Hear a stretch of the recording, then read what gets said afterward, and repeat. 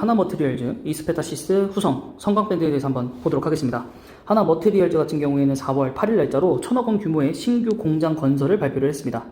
SI와 SIC 파츠 모두 증설 대상이 됐고요. 생산을 위한 가공 설비 등의 투자까지 감안하면 아산 이 공장에 대한 투자 비용은 더 늘어난다고 합니다. 디자인 캐파가 연 4천억 수준인데 여기에서 거의 한 2배가량 되는 8천억 수준까지도 레벨업이 된다고 합니다.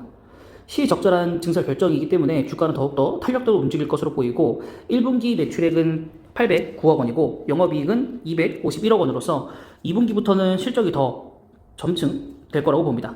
자, 삼성전자의 반도체 전공정 투자 비수기에도 불구하고 SI 교체 수요와 거래선 다변화 효과, 그 다음에 SIC 이익 기여로 호실적을 지속할 거라고 보고 있고요. 전분기 대비 이익률이 소폭 하락한 이유는 연초에 항상 이제 가격 조정이 있기 때문에 그거에 대한 영향이라고 합니다.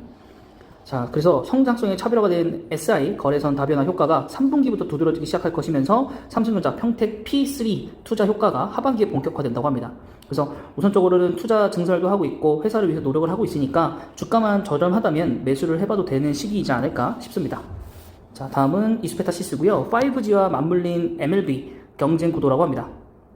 자, 통신기술 고도에 따라서 MLB 시장 성장이 가속화되고 있는데 그 가운데 노키아, 그 다음에 시스코, 그 다음에 뭐 주니페, 그 다음에 아리스타, 그 다음에 구글과 같은 전방 기업들이 부품 소싱에 있어서 탈중국에 대한 니즈가 계속되고 있습니다.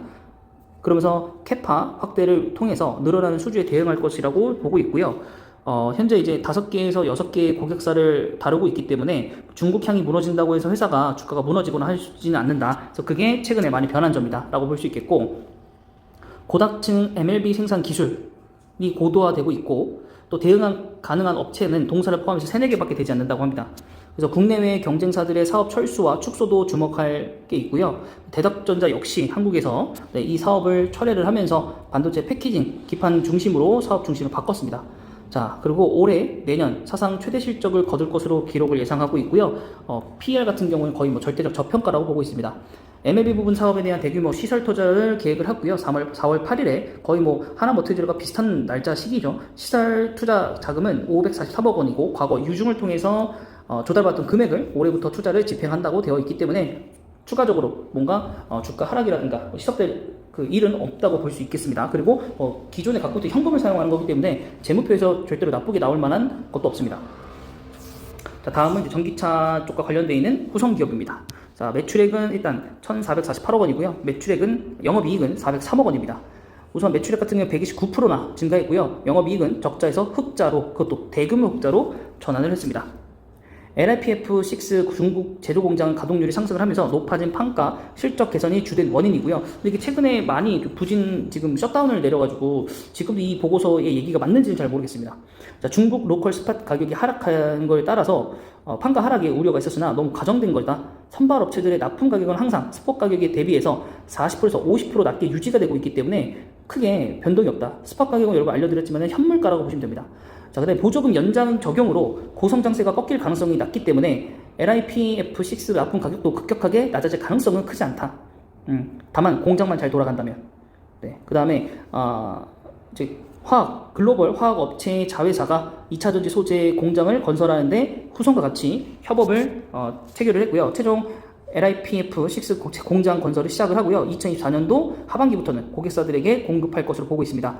2024년도부터 후성은 유럽발 성장도 본격화되고 있기 때문에 주가가 어느 순간 조정이 되고 나면 매수해도 되지 않을까. 왜냐면 성장에 대해서 열려 있으니까요. 자, 마지막은 성광밴드고요. 성광밴드는 보고서 나온 이후에 굉장히 주가가 한번 튀었다라는 거, 네, 이따가 주가 통해서 한번 보긴 할 텐데 먼저 말씀드립니다. 자, 지난 3분기부터 수주액이 500억을 상회를 하면서 코로나 이전 수준으로 회복을 했고요. 물류 이슈는 있었으나 금번 연도 1분기부터는 다시 400억대로 회복하게 될 예정이라고 합니다. 자, 올해 1분기 신평 공장과 자회사 화진 PF 공장을 380억에 매각을 하면서 매각 차익을 챙겼고요. 이 차액금 일부를 상환했고 신규 사업에 대해서 투자 자금을 활용했습니다. 회사가 좀 바람직하죠. 네, 그래서 또한 이제 LNG 투자가 예상이 되는데 기수주한 해외 프로젝트 공사 진행률이 올라가면서 물량이 늘고 있고요. 삼성 엔지니어링과 멕시코 정유 공장, 그다음 현대건설과 이라크 정유 공장 등 수주를 나서고 있고 카타르 LNG 프로젝트 등도 1분기부터 발주가 본격화되고 있다고 합니다.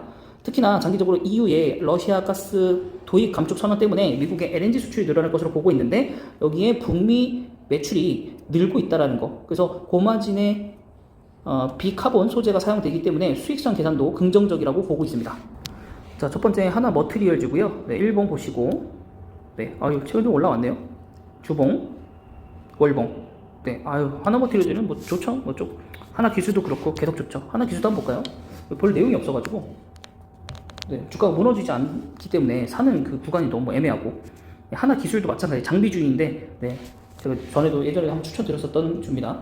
그러면 이수 페타시스 한번 볼까요? 저평가라고 했는데 얼마큼 저평가인가? 오늘 2% 하락했고요.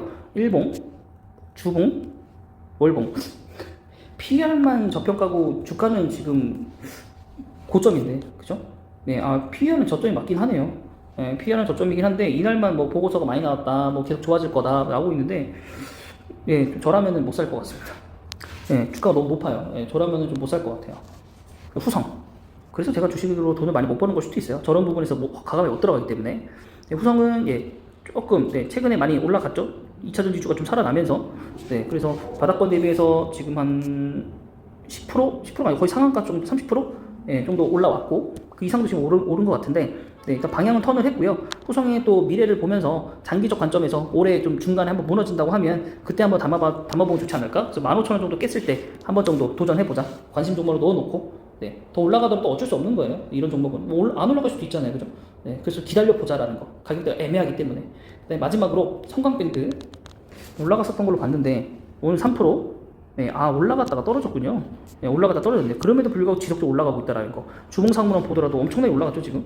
지금 보면은 8,600원에 8,610원에서 9,550원까지 올라갔었으니까 거의 뭐 일단은 10% 이상은 급등을 했었고 고점 대비해서는 더 많이 올라갔다라는 거. 거기에 또 호가 반영 단위까지 갔다라는 게 중요한 거죠. 그래서 여기 고점 깨면은 뭐 날아가지 않을까라는 생각. 네, 뭐 얼마 없네요, 이렇게 되면. 그러면 거의 저점이네요. 4,000원부터 100% 오르긴 했는데 저점은 맞네요. PR 11배.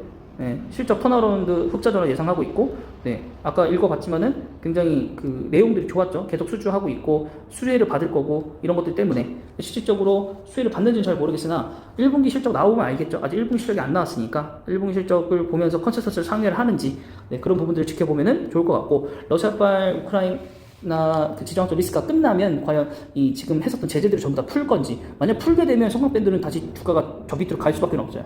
기대감으로 간 것도 있기 때문에. 그래서 그 부분들에서 여러분들이 좀 생각을 잘 따져보시고 투자를 하셔야 되지 않을까 싶습니다. 네, 이번 보고서는 여기까지고요. 영상이 마음에 드셨다면 구독과 좋아요 그리고 댓글까지 부탁드릴게요.